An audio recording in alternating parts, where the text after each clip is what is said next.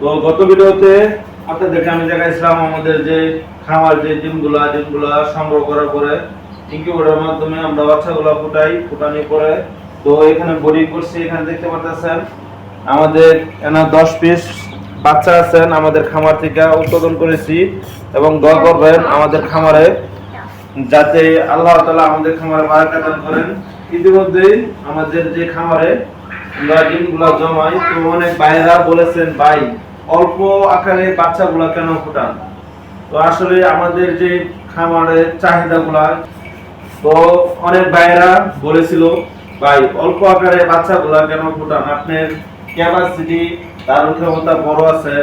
তো আমাদের ক্যাপাসিটি, হ্যাঁ আপনাদের কথা ঠিক আছে, আমাদের ক্যাপাসিটি হলো 500 ডিমের ইনকিউবেটর আমরা সংগ্রহ করেছি আফিফা ইনকিউবেটর থেকে।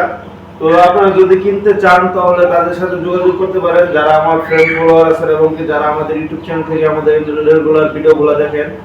তো আমাদের যে খামার যে চাহিদাগুলা, এই চাহিদাগুলা এই ইনকিউবেটর পূরণ করতে পারি না আমাদের খামারের যে চাহিদাগুলা। তো এটা 500 ডিমের ইনকিউবেটর। তো আমাদের খামার থেকে আমরা ডিমগুলো সংগ্রহ করি প্রতিদিন, একারে ডিম সংগ্রহ করি, মানে আবার কিছু কম আসে 2টা 3টা ডিমগুলো সংগ্রহ করি। প্রতিদিন আমরা ডিমগুলো সংগ্রহ করার পরে এখানে দেখতে পাচ্ছেন যে আমাদের এখানে আমরা সংগ্রহ করি আমাদের যে এখানে দেখতে পাচ্ছেন আজকে ডিম আমাদের খামার থেকে। এখানে আমাদের আলি আছেন, 5 আলি ডিম আছেন। তো এই 5 আলি ডিম আজকে আমরা ইনকিউবেটরের মাধ্যমে দিব।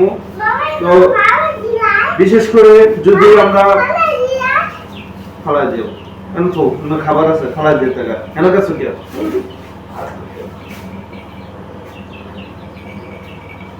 বিশেষ করে আমাদের যে খামারের যে ডিমগুলা যদি আমরা 15 দিনের 20 দিনের আমরা জমায় রাখি, ডিমগুলা যদি জমায় আমাদের ইনকিউবেটরের মাধ্যমে বাচ্চা ফুটাই, তো 15 দিনের বা 16 দিনের ডিমের যে ব্রনটা, এই ব্রনটা কিন্তু নষ্ট হয়ে যাবে।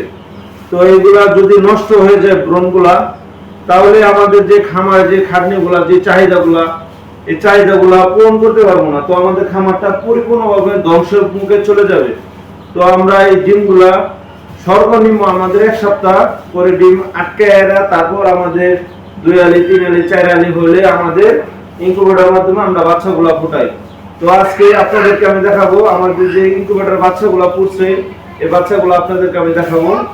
তো ডিম জমানোর পরে আমরা ডিমগুলা জমানি করে তারপর আমাদের ইনকিউবেটরের মাধ্যমে আমরা বাচ্চাগুলা ফুটাই, আগেও বলছি। তো একটু ভিডিওটা লং হতে পারবে, কেউ ভিডিওটা না টেনে না স্কিপ করে ধৈর্য সহকারে দেখবেন, কিছু হলে সফলতা পাবেন।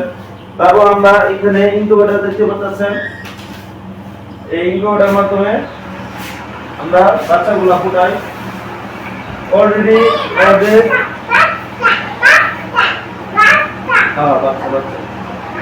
এখানে অলরেডি আমাদের দেখতে পাচ্ছেন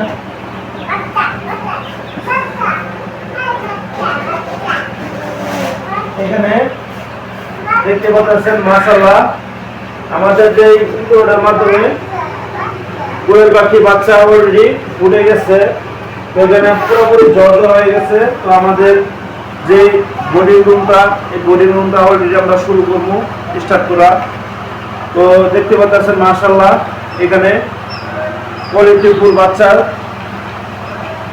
তো আমরা ইনকিউবেটরের মাধ্যমে যে আগে কোয়েল পাখি বাচ্চাগুলা আমরা ফুটাইছিলাম, তো বাচ্চাগুলো বন্ধ করে দিয়েছিলাম। তো আবার উৎপাদন শুরু করতেছি। তো সবাই দোয়া করবেন আমাদের জন্য, আমাদের খামারের জন্য, যাতে আল্লাহ তাআলা আমাদের খামারে বারাকা দান করেন। আসসালামু আলাইকুম ওয়া রাহমাতুল্লাহি ওয়া বারাকাতুহু।